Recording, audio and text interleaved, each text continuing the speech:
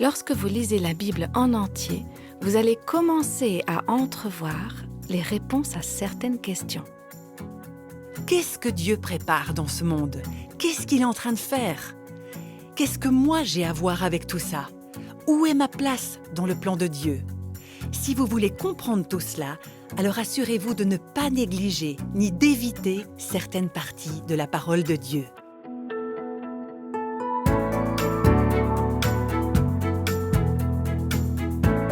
Voici le podcast Réveille nos cœurs.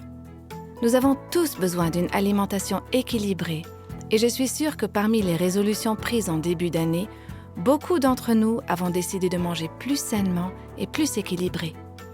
Vous savez, nous avons également besoin d'une lecture équilibrée de la parole de Dieu. J'espère que cette année, nous puissions tout avoir une manière saine d'aborder la Bible. Dans ce nouvel épisode de la série « Entrez dans la parole et laissez la parole entrer en nous », nous allons parler d'un plan pour une lecture équilibrée. Imaginez-vous en train d'ouvrir votre réfrigérateur. Fermez les yeux, puis tendez la main et attrapez tout ce que vous pouvez atteindre. Vous arriverez à attraper 3 ou 4 choses et c'est ce qui va constituer votre repas. Ce sera peut-être un pot de mayonnaise, un pot de cornichons et une pêche ou toute autre chose qui se trouve dans votre frigo en ce moment. Je pense que vous vous dites « mais c'est horrible cette manière d'établir un menu ». Eh bien, je suis d'accord, mais c'est une image qui illustre bien la façon dont beaucoup de gens abordent la parole de Dieu. On attrape aveuglément le premier passage qui nous tombe sous la main. On ouvre la Bible, on choisit un passage par-ci, un autre par-là. Aucune séquence particulière, aucun ordre particulier. Voilà comment on lit les Écritures. Nous savons ce dont notre corps a besoin. Il nous faut des repas équilibrés sur le plan nutritionnel pour rester en bonne santé. Si on vit simplement avec un seul type de nourriture sans alimentation équilibrée, eh bien tôt ou tard, notre corps va le ressentir. De la même manière, nos esprits ont besoin de l'équilibre qui provient d'une vision globale de la parole de Dieu, de l'ensemble du conseil de Dieu. On ne peut pas seulement se limiter à des passages qui ont l'air particulièrement appétissants ou à tout ce que nous attrapons aveuglément en parcourant rapidement les Écritures. Je crois que la croissance spirituelle de beaucoup de croyants est retardée à cause de leur régime spirituel. Alors, je suis la première à admettre que toutes les parties de la Bible ne sont pas aussi faciles que ça à digérer. Et il m'arrive parfois de me demander si certains passages ont vraiment de l'intérêt. Je me dis, mais il a vraiment de la valeur, ce passage? Est-ce que c'est vraiment important de le lire? Eh bien, la réponse est oui, absolument. C'est important de lire, pour des raisons que nous ne pouvons peut-être pas bien comprendre. Mais voilà ce qu'on sait. Dans 2 Timothée, chapitre 3, on sait que toute écriture est inspirée de Dieu. Elle est inspirée par Dieu. Et tout ça, c'est utile. Même les chapitres 1 à 9 de 2 Chroniques. Tout est utile. À quoi est-ce que ça sert? Eh bien, c'est utile pour enseigner la vérité, pour persuader, pour corriger les erreurs, pour former à une vie juste. Il me faut quelque chose dans chaque passage de la parole de Dieu pour avoir un régime équilibré sur le plan spirituel. Il nous faut un régime qui inclut toute la parole de Dieu. L'un des problèmes de notre monde moderne, c'est que nous sommes tellement habitués à voir nos sens stimulés par des sensations visuelles, sonores, qu'on s'ennuie facilement devant tout ce qui ne nous enthousiasme pas immédiatement ou qui ne donne pas de résultats tout de suite. Nous sommes tellement stimulés par les ordinateurs, les jeux informatiques, la télévision, les films et la publicité dans ce monde que lorsqu'il s'agit de choses spirituelles, même au sein de l'Église, nous voulons des choses qui nous stimulent et qui nous passionnent immédiatement. Alors c'est dur pour nous qui sommes nourris par ce régime de médias au développement si rapide. C'est dur pour nous de nous passionner pour la lecture parce qu'on s'ennuie facilement. Et si vous n'êtes pas d'accord avec moi, eh bien regardez les enfants. Vous verrez aujourd'hui chez les enfants à quel point ils s'ennuient facilement quand ils sont loin des écrans. Aujourd'hui, on veut du sensationnel, du spectaculaire, de l'excitant, du passionnant. L'auteur Oswald Chambers nous le rappelle, la Bible ne fait pas vibrer, la Bible nourrit. Prenez du temps pour lire la Bible et vous verrez, l'effet bienfaisant sera aussi réel que celui de l'air frais sur votre visage. Vous savez, on a besoin des psaumes et des épîtres, mais on a également besoin des livres de la loi de l'Ancien Testament. On a besoin des livres historiques, on a besoin des prophètes, on a besoin des évangiles. On a besoin de la totalité de la parole de Dieu. On doit lire la parole de Dieu de manière à avoir une idée du déroulement global de la parole. Quand vous prenez un livre autre que la Bible, vous n'allez généralement pas commencer au milieu. Ok, je sais, il y en a qui le font. Mais en général, surtout si le livre a une intrigue, vous n'allez pas commencer simplement au milieu ou vous n'allez pas sauter au hasard d'un chapitre à l'autre. Eh bien, c'est pourtant la manière dont beaucoup d'entre nous lisons la Bible. On ne réalise pas que la Bible a un scénario. C'est une histoire. C'est la grande histoire de la rédemption. Une histoire qui a un début, un milieu et une fin. L'histoire d'un Dieu qui a créé l'homme pour être en communion avec lui et qui a ensuite été rejeté par l'homme. Alors Dieu a mis en place un plan qu'il avait élaboré depuis l'éternité pour ramener l'homme à la communion avec lui. Et il a envoyé Jésus pour mener à bien ce projet par sa mort sur la croix. Voilà, c'est ça l'histoire de Dieu. Vous ne pouvez pas comprendre toute cette histoire si vous ne faites que choisir des morceaux ici et là et que vous n'en comprenez pas tout le sens. Voilà pourquoi je tiens à vous encourager à lire la Bible non seulement en priant, comme nous en avons déjà parlé, et en y réfléchissant, mais aussi à la lire de façon systématique, pour lire la Bible avec rigueur et équilibre. Alors ça ne veut pas dire que la Bible ne peut être lue que de la Genèse à l'Apocalypse, bien qu'il y ait pas mal de gens qui ont trouvé une grande bénédiction en lisant régulièrement les Écritures de cette façon-là. La lecture systématique, ça veut dire que nous comprenons que le contexte et le déroulement sont importants. Les différents versets doivent être lus dans le contexte du paragraphe et du chapitre dans lequel ils apparaissent. Les chapitres de la Bible doivent être lus dans le contexte du livre dans lequel ils se trouvent. Et les livres de la Bible doivent être lus dans le contexte des autres livres de la Bible pour que nous puissions voir comment ils s'intègrent dans le dessein, dans le déroulement et l'intrigue de l'Écriture et du plan de rédemption éternelle de Dieu. Donc, si vous voulez un régime spirituel équilibré, vous allez vous appliquer à comprendre tout le plan de Dieu. Qu'est-ce que Dieu prépare dans ce monde? Qu'est-ce qu'il est en train de faire? Qu'est-ce que moi j'ai à voir avec tout ça? Où est ma place dans le plan de Dieu? Si vous voulez comprendre tout cela, alors assurez-vous de ne pas négliger ni d'éviter certaines parties de la parole de Dieu. En fait, je pense que ce sera peut-être triste quand on arrivera au ciel et qu'on va découvrir combien de chrétiens n'ont jamais lu une fois la Bible en entier et qu'il y a des passages de la parole de Dieu que bien des chrétiens n'ont jamais lus. Dieu nous a tellement aimés qu'il nous a donné ce livre pour nous montrer son cœur, pour nous apprendre ses voies, pour nous enseigner son plan. C'est son histoire et c'est une belle histoire, c'est un livre incroyable. Oui, certaines parties sont difficiles à comprendre, mais ce serait triste de se retrouver devant le Seigneur et de lui dire « J'étais trop occupé, j'étais trop préoccupé, ou je n'avais pas assez de rigueur ni de discipline.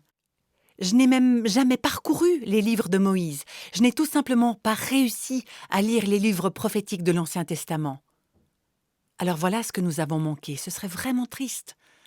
Maintenant, il y a différentes façons de lire systématiquement la Bible. Et au cours des prochaines émissions, j'aimerais donner un aperçu et des instructions sur la manière de procéder. Il n'y a pas qu'un seul bon plan, pas qu'une seule bonne approche. Certaines personnes, par exemple, préfèrent commencer par la Genèse et lire d'une traite jusqu'à l'Apocalypse. Bon, je dirais que si vous n'avez jamais lu la Bible, c'est plutôt un grand défi, car il est fort probable que quand vous arriverez au Lévitique, eh bien vous serez sur le point d'abandonner. Beaucoup de gens l'ont fait avant vous.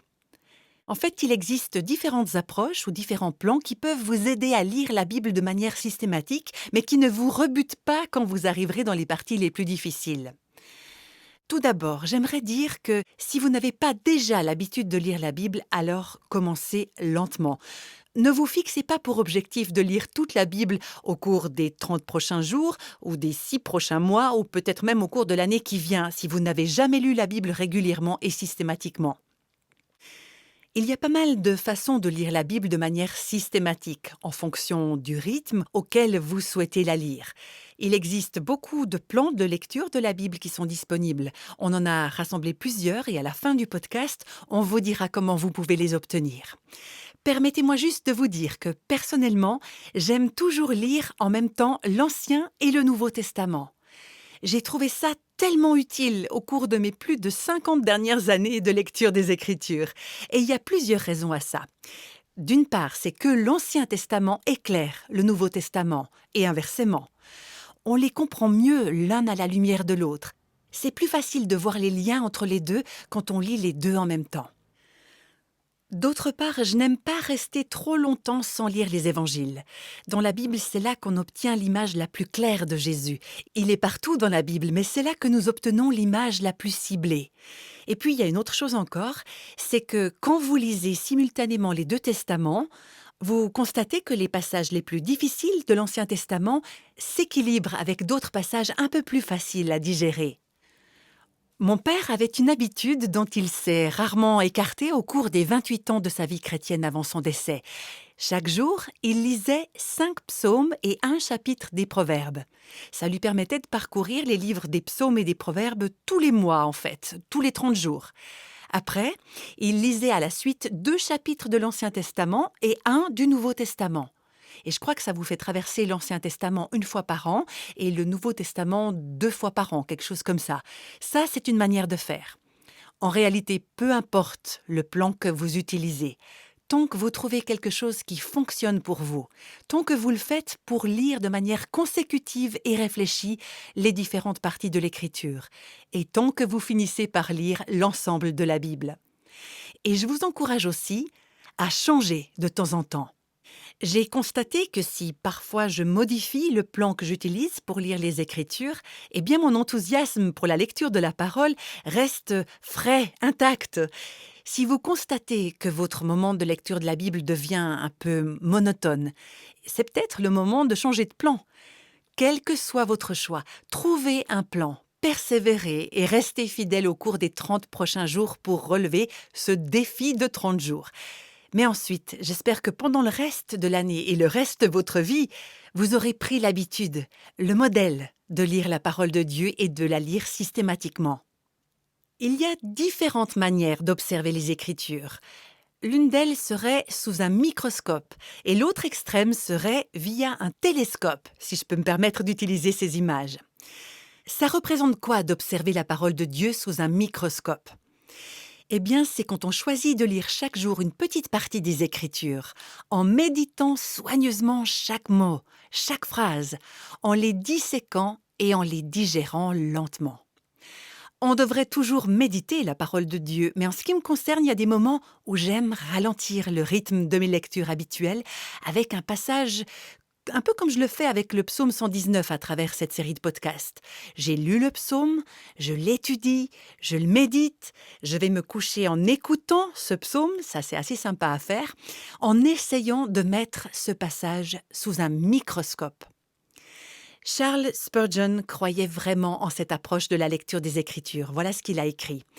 Il y a tellement de gens qui aiment lire de nombreux chapitres chaque jour. Je ne voudrais pas les dissuader de cette pratique, mais je préfère plonger mon âme dans une demi-douzaine de versets toute la journée plutôt que de me rincer la main avec plusieurs chapitres. Et il poursuit encore « Baignez-vous dans un texte de l'Écriture, laissez-le être aspiré dans votre âme jusqu'à immerger votre cœur. Placez votre cœur sur la parole de Dieu. Laissez toute votre nature y plonger comme on plonge un tissu dans une teinture. » Moi, j'aime bien cette image qui montre que quand vous êtes plongé dans une partie de l'Écriture, vous vous imprégnez de cette matière comme quand vous mettez un morceau de tissu dans un colorant et que vous le laissez tremper dedans. Maintenant, une manière de faire, peut-être vous voudrez faire ça dans votre lecture de la Bible de temps en temps, c'est de prendre un livre en particulier dans la Bible. Il y a quelque temps, je discutais avec une amie qui était confrontée à certains problèmes et je l'ai encouragée à prendre le livre des Philippiens. Je lui ai dit « Plonge-toi dans ce livre et pendant les prochaines semaines, immerge-toi dans les 4 chapitres. Mets-le sous un microscope. Imprègne-toi de toutes ces paroles. » C'est donc une manière de faire. Lire un livre assez petit comme celui-là, tous les jours pendant plusieurs semaines. Pendant 30 jours, pourquoi pas. Au cours de notre défi actuel, ce défi de 30 jours, peut-être que vous voudrez faire ça. Alors vous pourriez prendre Colossiens, Éphésiens ou Philippiens, l'un des livres les plus courts de la Bible, et le lire tous les jours pendant 30 jours, en demandant à Dieu de vous donner une vision plus profonde du cœur et du message de ce livre. Vous le mettez sous un microscope. Maintenant, à l'autre extrême, il y a tout le reste. Prendre la parole de Dieu et l'observer à travers un télescope. En fait, c'est comme ça que j'aime beaucoup la lire, même si on a besoin des deux, hein. De cette manière, on couvre plus de terrain plus rapidement. Ce qu'on fait alors, c'est rechercher des thèmes généraux pour dérouler les fils de l'histoire et les liens qui vont de la Genèse à l'Apocalypse. Il m'est arrivé de faire ça à un rythme encore plus rapide. Il y a quelques années, j'ai appris que le célèbre George Muller lisait la Bible plusieurs fois par an. Et c'était un homme très occupé, mais il a pris le temps de lire les Écritures. Il avait vraiment saisi toute la parole de Dieu. C'est ce qui m'a mis au défi de comprendre et d'apprécier la parole de Dieu dans son ensemble.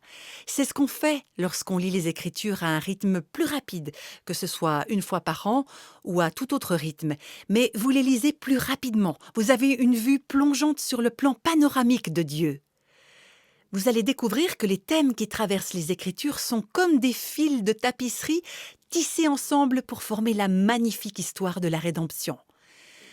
Mais de temps en temps, je fais une petite pause dans ma manière de lire suivant une de ces méthodes, c'est-à-dire microscope, télescope ou lecture consécutive. Et je vais plutôt me concentrer sur un mot particulier, un sujet ou un personnage biblique.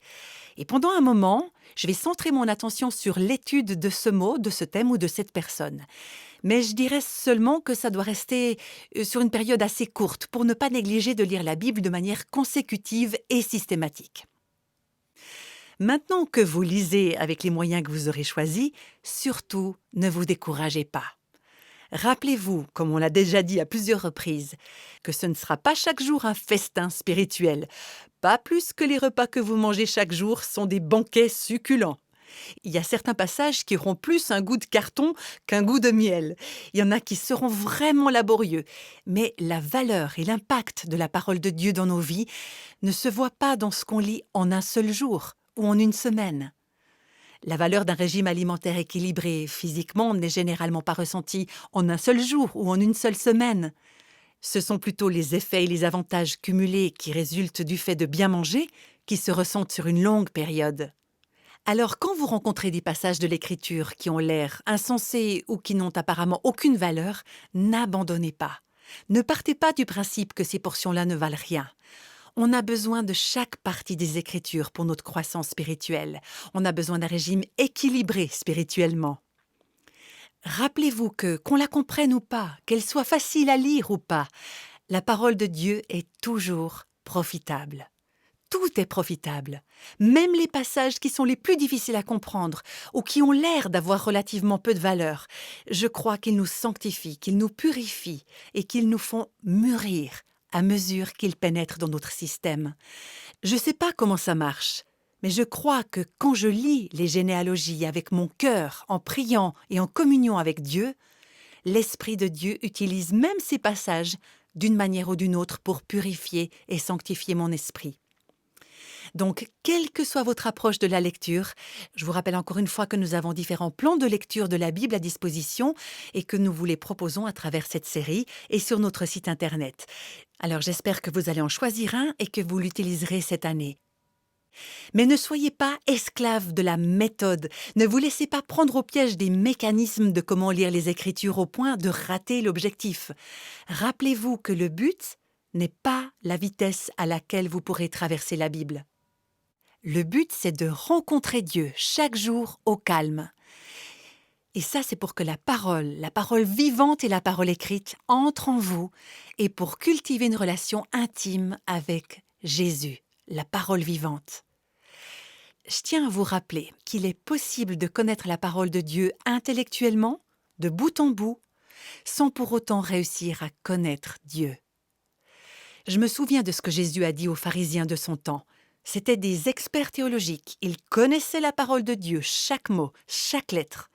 Mais Jésus leur a dit « Vous n'avez jamais entendu la voix du Père, et sa parole n'habite pas en vous. » Est-ce que vous pouvez imaginer ce que ces hommes en pensaient ? « Oh, mais il est gonflé, c'est un ouvrier, il n'a jamais étudié la théologie.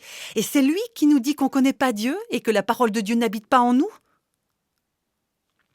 Jésus a continué à leur dire pourquoi. Dans le chapitre 5 de l'évangile de Jean, il dit « Vous étudiez les Écritures avec diligence, mais les Écritures vous parlent de moi.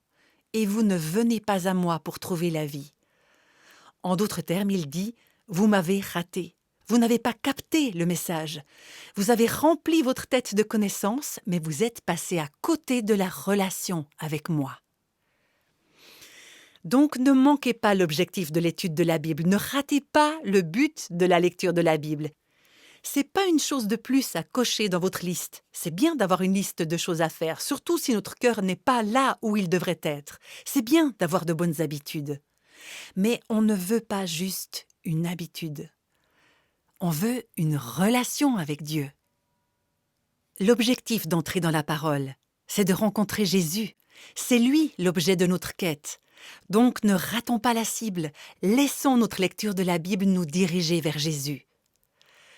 Quand vous lisez, demandez-vous toujours comment est-ce que ce passage peut m'aider à connaître Dieu. Et priez, Seigneur, fais de cette vérité une réalité dans ma vie. Intègre la parole à ma vie. Fais-la vivre à l'intérieur de moi. La parole de Dieu est vivante, elle est puissante. Demandez au Seigneur de rendre vivante sa parole en vous. En lui demandant cela, en lisant la Bible, en la priant, en y réfléchissant et de façon systématique, vous allez constater que Dieu vous change réellement par sa parole.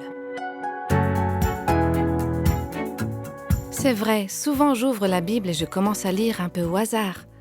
Mais quand on pense à tout ce que la parole peut offrir quand on la lit en priant, en réfléchissant et en la lisant de façon systématique, quel trésor pour nos cœurs! Voilà pourquoi nous vous encourageons à vous inscrire au défi proposé par Réveille nos cœurs, 30 jours pour lire la Bible. Vous pouvez le faire en vous rendant sur le site réveillenocœurs.com. La semaine prochaine, vous entendrez parler de l'un des meilleurs outils d'étude de la Bible disponibles. Vous avez probablement déjà des tiroirs pleins de cet outil. Nous espérons vous retrouver pour un nouvel épisode avec Réveille nos cœurs.